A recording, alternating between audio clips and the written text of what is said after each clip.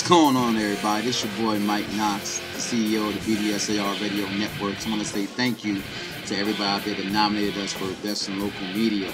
But the fight's not over, people. Fear not. We must win this award.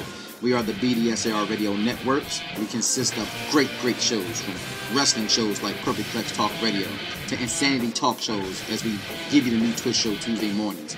We are going to give you news in your area and your local talks the way we want to hear news in your local area with Barbershop News Tonight featuring KME.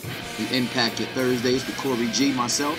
We give you the hour in power in sports like nobody's business. We give you Sunday Salvation, and we are internationally known, not just local people. So we ask you to go out there and we encourage you to vote.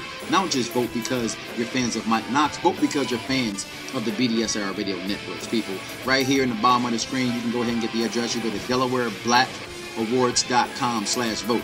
We want to thank the people at Delaware Black for nominating us or putting us in the category, and we hope to see you all there. Make sure you go to the website, like the website on Facebook as well, people. All the great nominations out there. Get the passcode, scroll on down there, and you vote for BDSAR Radio Networks.